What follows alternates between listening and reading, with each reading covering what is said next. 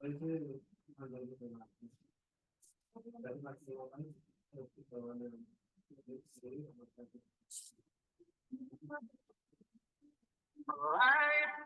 umat berbakti masyarakat, emosi pintar belajar mandiri kita bersama. Assalamualaikum warahmatullahi wabarakatuh. Berjumpa kembali dengan saya Amrin Hamid. Kita akan melanjutkan pembahasan tentang materi konsep publikasi ilmiah. Baik, mari kita lanjutkan. Sahabat pelatihan yang saya banggakan, kita masuk ke angka kredit. Jadi, jumlah angka kredit yang dipersyaratkan setiap jabatan maupun golongan itu perlu kita perhatikan secara serius. Karena akan berhubungan dengan jumlah kredit yang akan kita persiapkan untuk menaiki level setiap jabatan tersebut. Dari guru pertama golongan 3A ke jabatan guru pertama 3D belum ada persyaratan berapa jumlah angka kredit yang harus dipersyaratkan. Angka kredit ini dimulai dari golongan pertama 3B ke 3C, yaitu angka kreditnya 4, kemudian guru muda 3C ke 3D itu 6 angka kredit, guru muda golongan 3D ke 4A 8 angka kredit, dari golongan 4A ke 4B ada 12 angka kredit, dan guru media 4B dan guru pertama 4B, ya, guru media 4B 12 angka kredit, dan guru media 4C ke guru utama 4B ada 14 kredit, dan yang level tertinggi dari guru utama 4D ke guru utama 4E itu harus mengumpulkan 20 angka kredit. Sebagai catatan yang harus kita perhatikan, menurut pasal 17 Permenpan RB ya nomor 16 tahun 2009, bagi guru media golongan ruang 4C yang akan naik jabatan ke guru utama golongan ruang 4D wajib melaksanakan persentase ilmiah. Kemudian besaran angka kredit untuk karya lebih dari 1 orang, ya, perbandingan persentase bobot yang diperoleh masing-masing itu 75% dan 25%. 75 untuk penulis utama dan 25% untuk penulis pembantu. Kita masuk ke macam-macam publikasi ilmiah, ya, berdasarkan tingkatan golongan. Nah, kalau Bapak Ibu sebagai guru pertama golongan 3B ke guru muda, ya, golongan 3C, angka kreditnya 4 tadi saya sebutkan. Angka kredit publikasi ilmiah ini Bapak Ibu bebas memilih pada jenis karya publikasi ilmiah dan karya inovasi. Ya, kemudian guru muda golongan 3C, guru media ke guru media 3D dengan jumlah angka kredit 6, ya, juga bebas pada jenis karya publikasi ilmiah dan karya inovasi. Untuk guru muda golongan 3D ke guru media 4A dengan angka kredit 8, ya. Tolong diperhatikan Bapak Ibu sekalian, minimal terdapat 1 laporan penelitian publikasi pelatihan, karya terjemahan atau tulisan populer maksimal 3 buah, buku pedoman guru maksimal 1 buah, dan laporan penelitian maksimal 2 per tahun dengan karya inovatif maksimal 50%. Bagi teman-teman guru dari golongan 4A, ya, ke guru media 4B, begitupun dengan guru media 4B ke guru media 4C yang 12 angka kredit yang harus disiapkan, minimal terdapat satu laporan hasil penelitian dan satu artikel yang harus dimuat di jurnal yang ber-ISN atau publikasi dan seterusnya.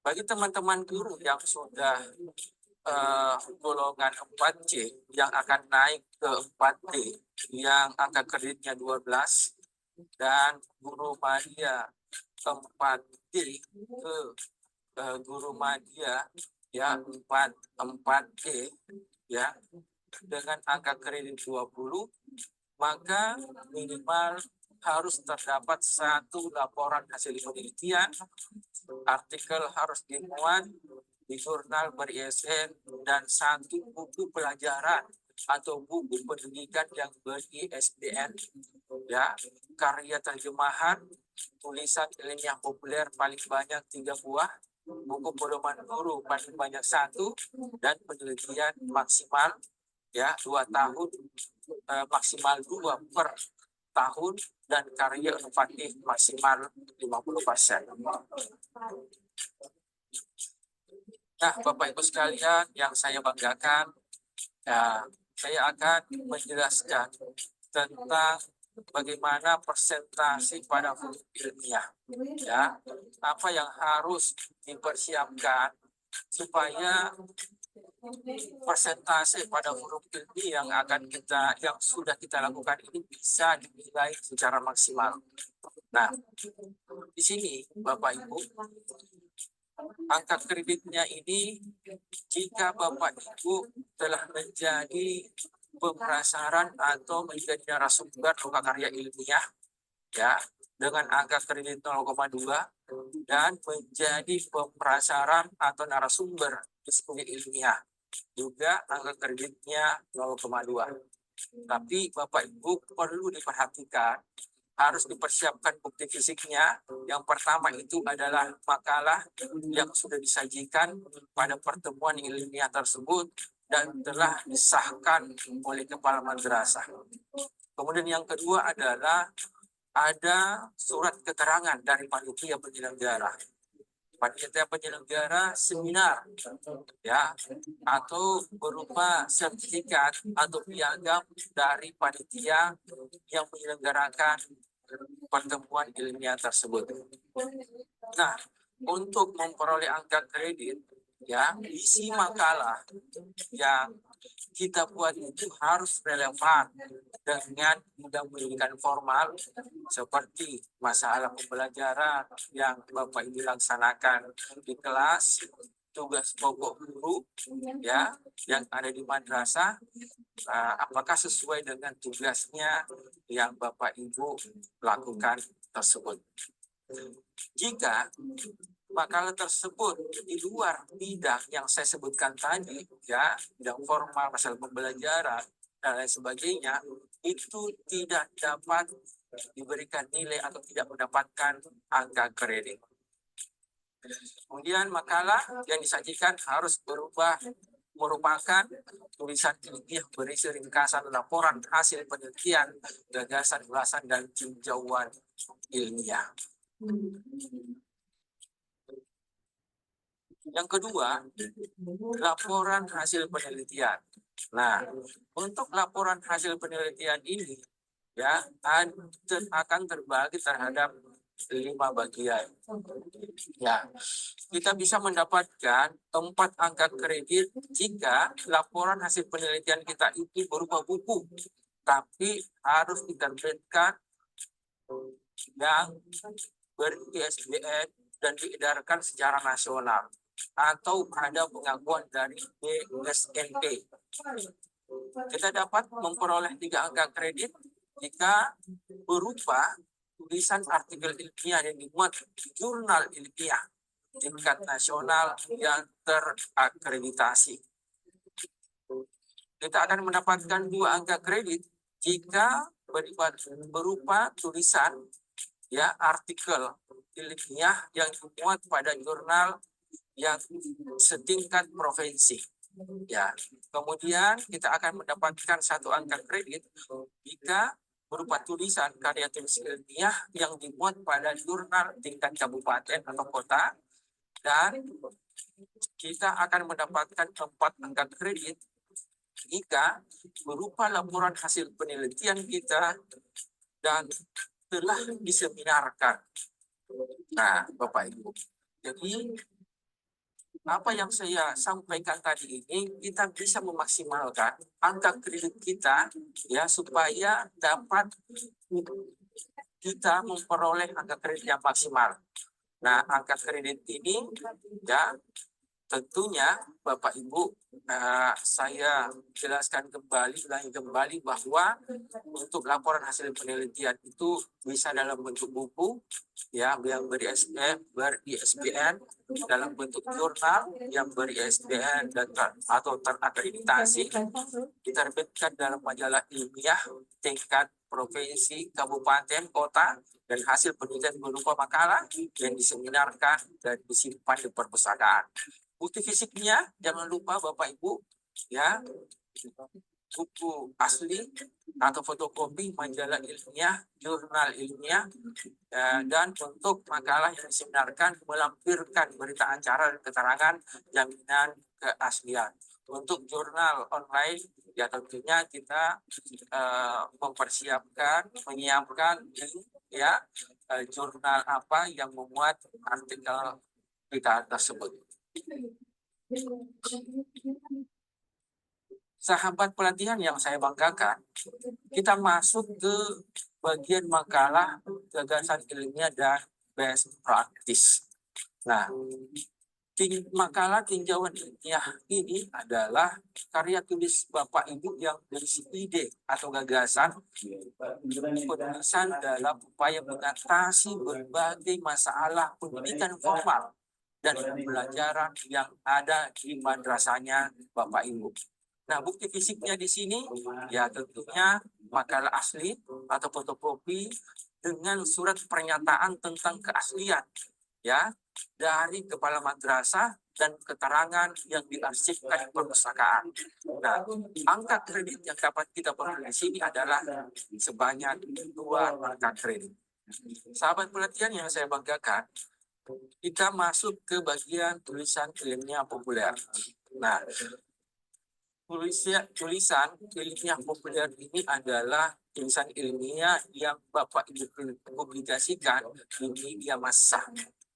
Ya, tentunya kita sudah mengetahui bersama ya berupa koran, majalah, dan sejenisnya. Ya, untuk artikel ilmiah populer di bidang pendidikan formal dan pembelajaran pada madrasahnya Bapak Ibu dimuat di media massa secara nasional, ya tentunya koran-koran nasional, contohnya Kompas dan lain sebagainya, Bapak Ibu bisa mendapatkan 2 angka kredit.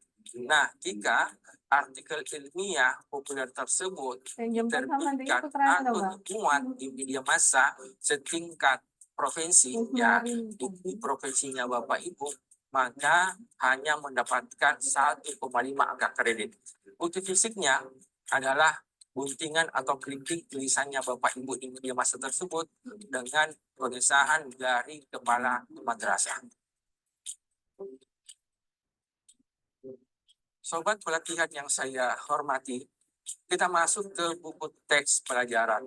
Nah, buku teks pelajaran ini ya tentunya harus teks mata pelajaran yang lolos penilaian oleh BSNP dengan angka kredit yang dapat kita dapatkan adalah 6.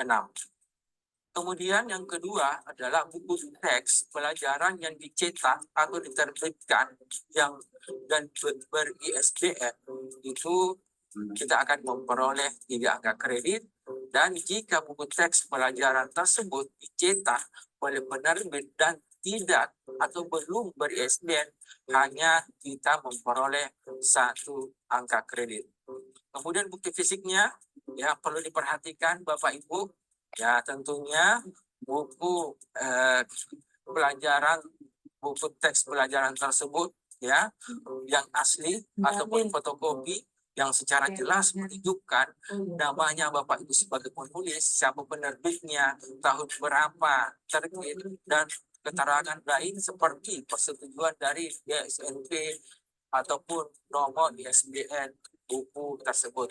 Jika buku tersebut berupa fotokopi, diperlukan surat pernyataan ya keaslian dari kepala madrasah yang ditandai ya disertai dengan tanda tangan kepala madrasah sebagai cap madrasah yang bersangkutan bahwa itu dipakai di madrasah kita mengajar. Selanjutnya, sobat pelatihan adalah modul atau diklat pelajaran. Nah, angka kredit di sini ya kita bisa maksimalkan jika digunakan di tingkat provinsi itu 1,5. Kemudian jika modul itu digunakan pada tingkat kabupaten ya mendapatkan 1 angka kredit, dan jika modul tersebut hanya digunakan di madrasah kita, maka kita hanya mendapatkan 0,5 angka kredit.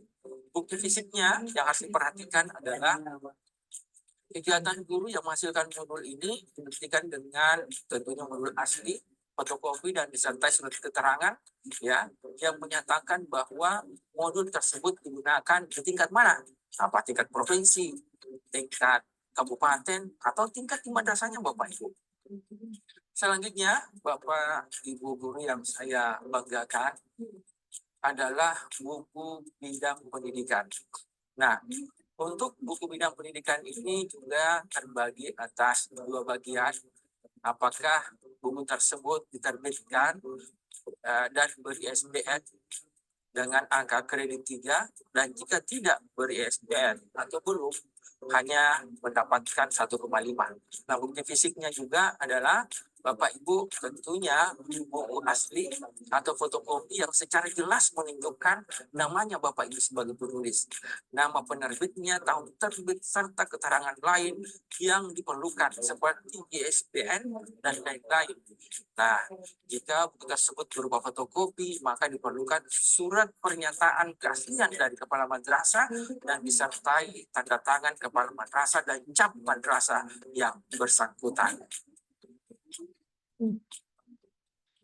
Sobat pelatihan yang saya banggakan, kita masuk ke buku terjemahan. Buku terjemahan ini ya jika Bapak Ibu kita membuatnya ya dari bahasa, misalkan dari bahasa Inggris ke bahasa Indonesia atau bahasa Inggris ke bahasa daerah, itu kita bisa mendapatkan angka kredit 1. Nah, bukti fisiknya di sini adalah Bapak Ibu harus tentunya dilengkapi dengan surat pernyataan dari kepala madrasah yang menjelaskan perlunya karya terjemahan tersebut ya supaya madrasah dapat mudah dan menunjang proses pembelajaran yang disertai tanda tangan dari kepala madrasah di mana kita mengajar atau di madrasah lain.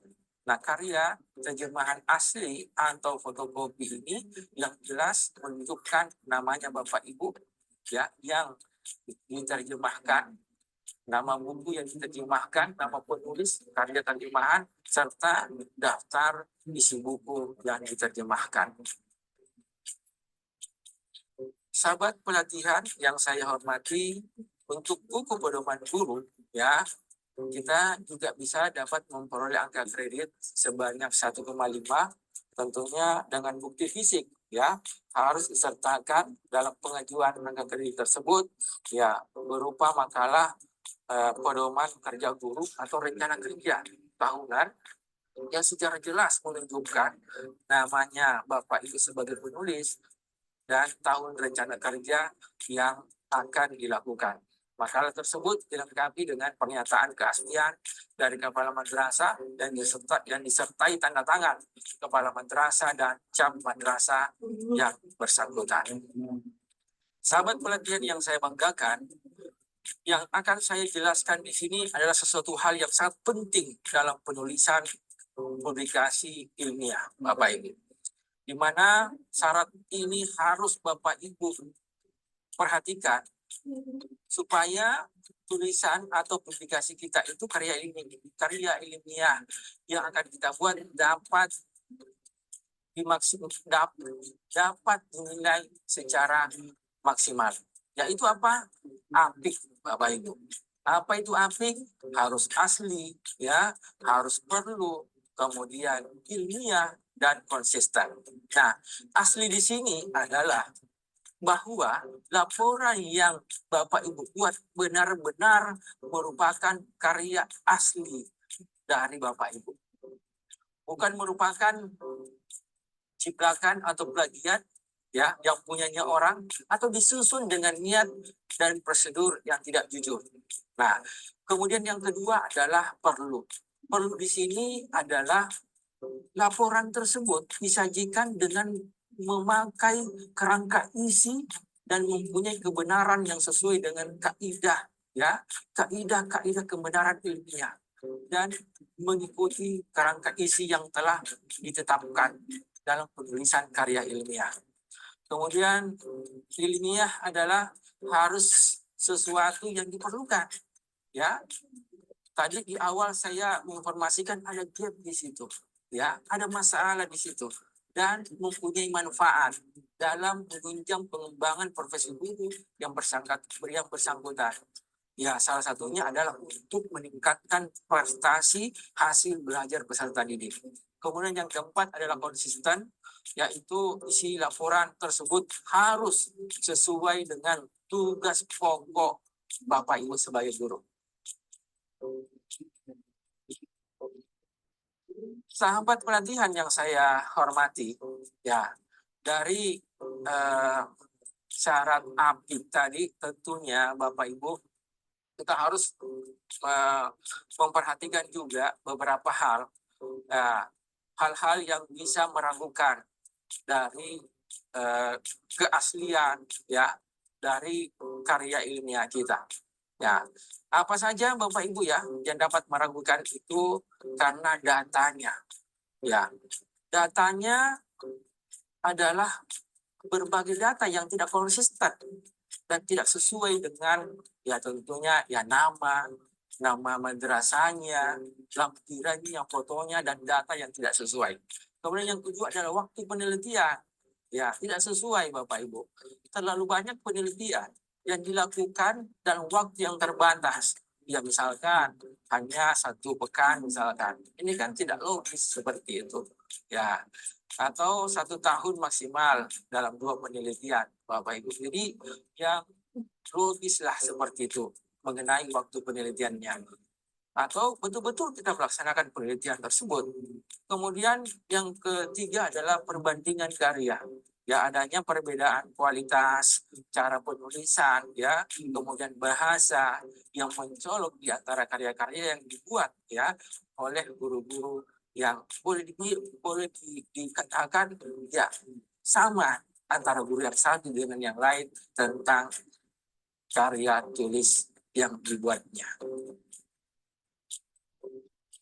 Kemudian Bapak Ibu guru pelatihan yang saya hormati, yang harus diperhatikan juga syarat perlu dapat diragukan karena isi. Ya, isi di sini adalah hal yang terlalu luas atau terlalu umum yang tidak terkait dengan permasalahan yang nyata yang ada di madrasah. Kemudian hal yang perlu dipermasalahkan, ya tentunya hal spesifik di bidang keilmuan dan tentang hal di luar bidang pendidikan dan pembelajaran. Nah, kemudian jenis publikasi dan tidak termasuk dari jenis publikasi ilmiah yang diajukan untuk dinilai sebagai bagian dari pengembangan profesi guru. Ya, seperti apa Bapak Ibu? Ya, seperti RPP dan modul ajar. Nah, selanjutnya Bapak Ibu pelatihan yang saya banggakan, tahapan keilmiahan dapat diragukan. Ya, ini adalah bagaimana kerangka penulisan dan isi kesajian laporan belum mengikuti kaidah yang umumnya digunakan dalam penulisan karya ilmiah. Sobat pelatihan yang saya banggakan, kita masuk konsisten. konsisten ini dapat diragukan jika isi laporan tersebut ya permasalahan yang disajikan tidak atau kurang sesuai dengan tugas pokoknya Bapak Ibu ya. Waktunya publikasi ini diajukan untuk dinilai telah kadaluarsa lewat waktunya. Kemudian pengajuan penilaiannya itu pernah dinilai ya, sudah dinilai diajukan lagi ya. Ini bisa menjadi hal faktor tidak konsisten sehingga dapat diragukan karya ilmiah kita. Baik Bapak Ibu, demikianlah penjelasan dari saya tentang konsep publikasi ilmiah. Mudah-mudahan Bapak Ibu paham tentang ini dan Bapak Ibu bisa membuat tulisan dengan baik ya, tentunya jangan di luar koridor, yaitu sesuai dengan tugas pokok Bapak Ibu sebagai guru madrasah. Assalamualaikum warahmatullahi wabarakatuh.